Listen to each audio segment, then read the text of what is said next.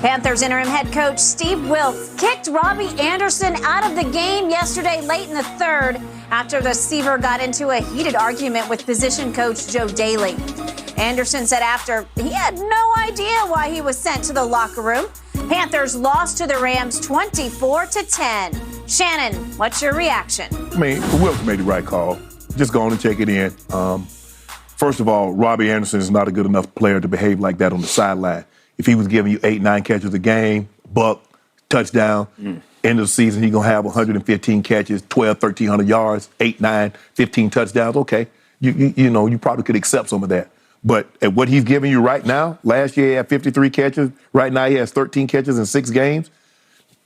He played for Matt Rule at Temple. Now, you can't behave in that, man. I don't get why he went back at. First of all, I don't even get why he was arguing with the position coach to begin with. He said something about, you know, he wanted to be in the game and they told him to get out of the game. Okay, that happened. Maybe you weren't in the personnel grouping. Hell, I had to come out there, some personnel groupings I wasn't in, so I go to the sideline. It was like, man, come on, man, why y'all taking me out? But come on, man, hey. It's not that big of a deal. Look, I get it. And sometimes, the only time I've had a problem, I got upset. But what I did is I handled it once the game was over. And I just went to him, Skip. I never forget, it was in Kansas City. And we had a single tight end. And then I see Chamberlain come in, so I know we go into 2 tight end. We go into Tiger personnel. And I'm always the Tiger, no matter who it is. They say, Shannon, go to Y. Go to Y. Call Y stick, you looky. Now, the stick route, Skip, is the dummy route. I'm cleared it out so the looky got two-way option. Yeah. After the game, I just went to Coop and said, hey, cool. They don't pinch hit for Barry Bonds. Your offensive coordinator. I said, cool, they don't pinch hit for Barry Bonds. Okay. Left it at that. Well, he was probably thinking the same thing, except he's not Shannon Sharp. No. Okay. Nah, I met up a 7-time Pro Bowl and 4-time first team All-Pro. Bro, you coming in and you gonna put me on a decoy route? Come on now. So that's the way I handle it. But Skip, I get guys like, man, you don't motion. I've never, and I love to win because I know how much time I invested in trying to win and what I ate and how I lived. Yep. Skip, I ain't never got to say I'm going to walk up on my, bro, we can address, first of all, I know cameras are everywhere. We can address this like men. You a man, I'm a man. I respect you, you respect me. Come Monday morning, we're going to talk about it and says, okay, how do we get on the same page so this doesn't happen again? Yep. But I don't know what the hell Robby Anderson thinking. But Skip, if you trade the guy, okay, somebody takes on the $575 million, but $575,000. Yeah. They restructured his contract. He's gonna have $20 million in dead money this year next. At Carolina. Yes. Yeah. Yep. I don't know what the hell they were thinking to give him a contract. That's neither here nor there. He had a couple of monster years by his standards for the Jets. Yes, and he parlayed that into a big contract, and then they restructured it. Yep. But like Will said, look, this is all about the team. Nobody's bigger than the team. And Robby Anderson, you're definitely not big enough or good enough to behave in this manner. Now, I don't know what was said, what got him so upset. I don't know what Joe Daly said back to him. But, bro, y'all, this could have been handled a lot smoother than what it was handled yesterday. Your first point, I vehemently agree with. Steve Wilks did the right thing. He is the new sheriff in that town. I don't know how long the sheriff is going to last. Because he'll last the rest of the year. No, I know that, but after. Oh, yeah, they're not sure.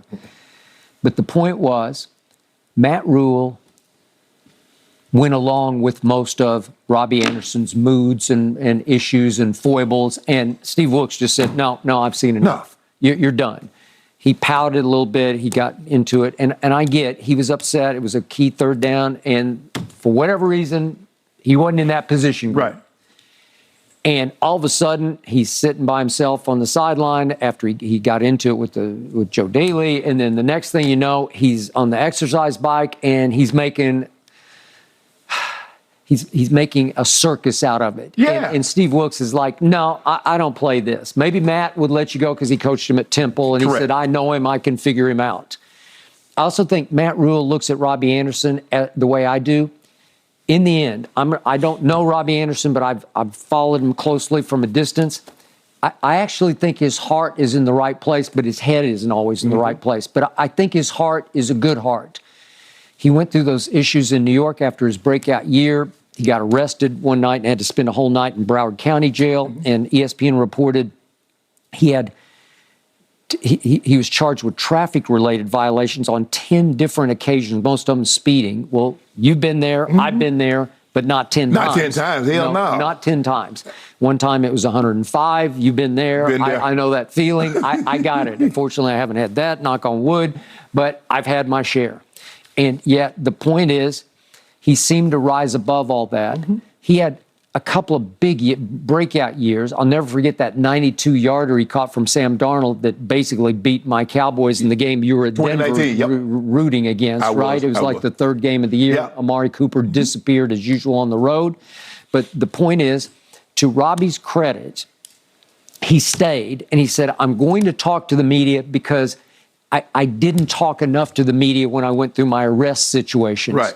Which he got cleared of, all things considered. But the point is, he stayed yesterday to say, hey, I just wanted to go back in the game. So he tried, and he said, I'm going to sit down with Coach Wilkes, and we're going to try to figure this out. And Coach Wilkes said he will, as you said, sit down and try to figure this out. But in the end, I didn't love it when he did the two-letter tweet about Baker Mayfield. No, remember that?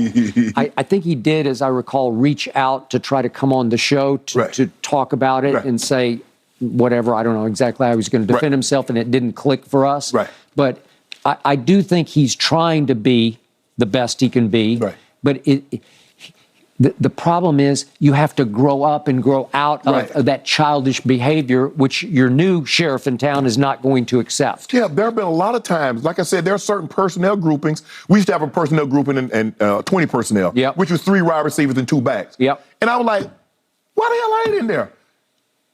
I'm the best wide receiver. I get it, I'm not a wide receiver by title, but I should be. I'm like, he's like, well, get in there. But for the longest time, for like 3 or 4 games, Skip, I wasn't in on that personnel group. Okay, fine. But I'm not, man, you know who I am. Okay, and remember, his name has been bandied about on trade rumors all week long leading up to this. So I'm sure he's thinking. What am I getting, though, Skip? Okay. 13 catches? Okay, I got it. But I'm sure his attitude was, well, if you don't want me, just get me out of here, right? And the coach said, okay, well, go on out of here. Go to the shower. And I will not be surprised if he does get traded. He might get cut. He might get cut. He just might get cut. Because Skip, you find out a lot about your personnel when you're losing. I agree. Because everybody's hunking down. Everybody going to show up early when you win. Ooh, oh, yeah. I agree. You learn a lot about your team when you're going through a hard time, when you losing ball games. Yeah. You'll find out who really wants to be there, who really wants to put it on the line week in and week out. Trust me, I've been there. I got it. But I don't think this is an A-B kind of situation. No. Panthers fans certainly are hoping the drama can be settled quickly, guys. The Bucs come calling this Sunday for the Panthers. That matchup's coming up on the NFL on Fox. I'm about to get right and coming up for us was Friday, one of the last times we're going to see Russell Westbrook in a Lakers uniform. You don't want to miss this discussion. Skip and Shannon dive in up next.